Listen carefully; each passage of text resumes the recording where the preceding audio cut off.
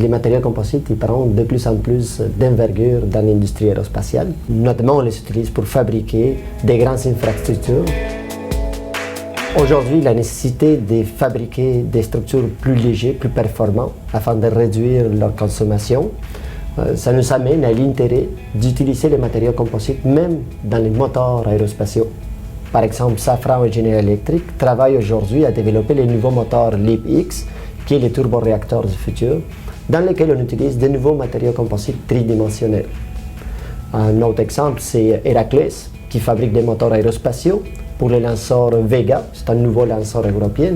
Il utilise aussi des tuyères en matériaux composites tridimensionnels. Mais toutefois, l'utilisation de ces nouveaux matériaux tridimensionnels n'est pas si simple. Il y en a encore un défi scientifique à relever. En fait, il faut créer des matériaux qui sont plus légers, des matériaux plus performants, des matériaux résistants à la fatigue, des matériaux résistants aux impacts, des matériaux des pièces tournantes à haute vitesse, des matériaux résistants à l'ablation à très haute température, plus de 1500 degrés Celsius. Et à ces défis technologiques, il faut ajouter le besoin de l'industrie aérospatiale de certifier des pièces aéronautiques avec 0 défaut.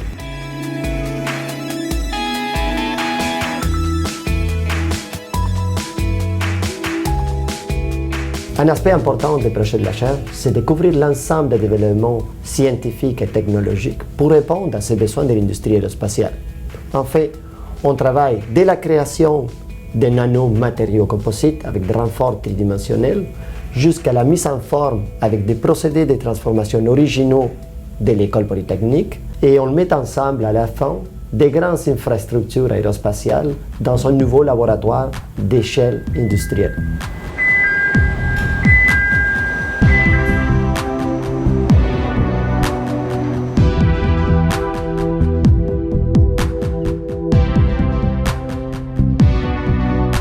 Au niveau de la chaire, on a des personnes qui viennent de plusieurs disciplines différentes. On a des personnes qui sont spécialisées plus en chimie, en relations interfaces, par exemple au niveau du polymère. Il y a des personnes qui sont plus spécialisées en modélisation, simulation, fabrication.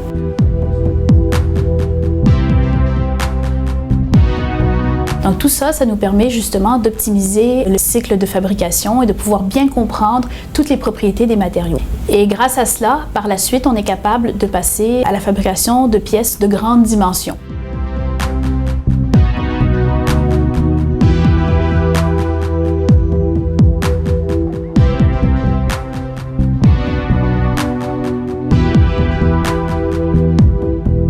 J'ai commencé à travailler sur les matériaux composites, j'ai trouvé cela très intéressant et j'ai voulu approfondir ces connaissances de manière scientifique et de manière un peu plus poussée.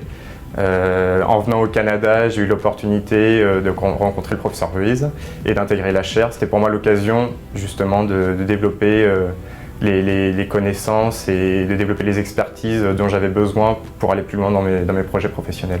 L'avantage de la formation multidisciplinaire menée par l'équipe de recherche permet aux étudiants de découvrir tant les aspects physiques des matériaux comme les équipements nécessaires à leur transformation. Voici en arrière de moi un exemple d'un équipement d'injection de résine aérospatiale à haute température qui a été conçu, développé et fabriqué au complet par des étudiants de maîtrise, des doctorats et certains associés de recherche dans le cadre de nos projets de collaboration industrielle. Les étudiants issus de notre équipe sont très souvent appelés par des compagnies comme Bombardier, Bell Helicopter, les groupes Safran ou Reebok pour mener des activités de recherche et développement au sein de leurs entreprises. Ceci, c'est une reconnaissance à la capacité, à la formation et la capacité des étudiants de l'équipe et donc aux compétences supplémentaires à mener dans le cadre de cette recherche industrielle.